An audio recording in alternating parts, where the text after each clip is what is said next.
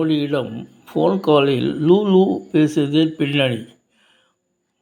அலறும் America.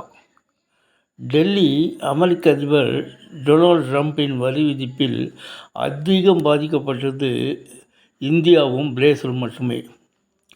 ஏனென்றால் இரண்டு நாடுகளுக்குமே 50% வரியை உயர்த்தியிருக்கிறார் அமெரிக்க அதிபர். அமெரிக்க அதிபர் டொனால்ட் ட்ரம்ப் ஜனவரி மாதம் பதவியேற்றது முதல் 8 மாதங்கள் வரை இந்தியா உள்பட பல நாடுகளுக்கு அடாவடித்தனமாக வரி விதித்து வருகிறார். இதில் அதிகபட்சமாக தற்போது பாதிக்கப்பட்டுள்ள நாடு என்றால் அது பிரேசில் தான். அந்த நாட்டுக்கு 50% வரி விதித்துள்ளார், இந்தியாவைப் போலவே. இதற்கு அடுத்தபடியாக சீனா 30% வரி விதிக்கப்பட்டுள்ளது சீனாவிற்கு.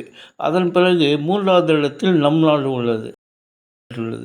இதில் 25% வரி அமலுக்கு வந்துவிட்டது.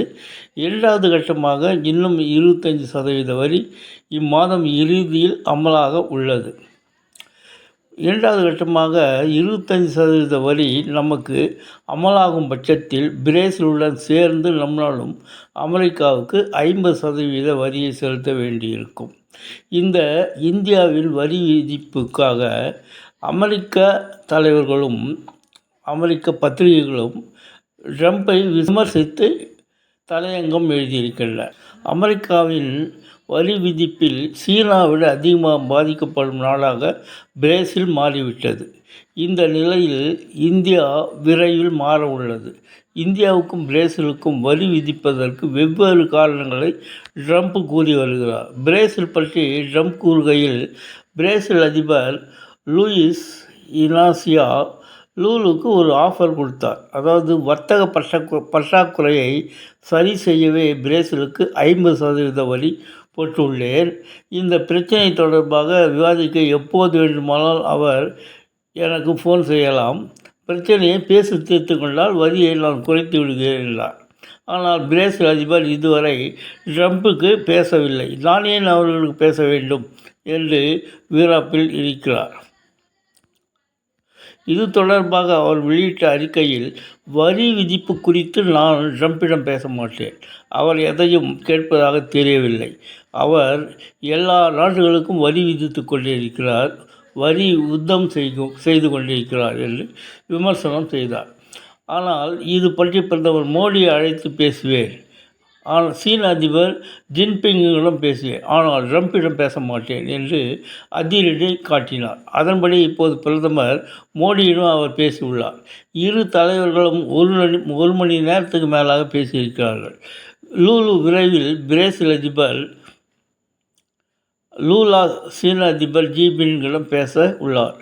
மேலும் ட்ரம்பை விட நம் நாட்டின் பிரதமருக்கும் சீன அதிபருக்கும் முக்கியத்துவம் கொடுக்கிறார். இதன் பின்னணியில் முக்கிய விஷயம் உள்ளது. அதுதான் பிரிக்ஸ் கூட்டமைப்பு. இந்த கூட்டமைப்பில் இந்தியாவும் பிரேசிலும் ரஷ்யாவும் சீனாவும் உள்ளன.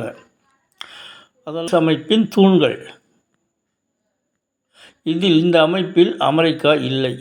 அமெரிக்கா பிரிக்ஸ் கூட்டமைப்பை நினைத்து ட்ரம்ப் பயத்தில் உள்ளார்.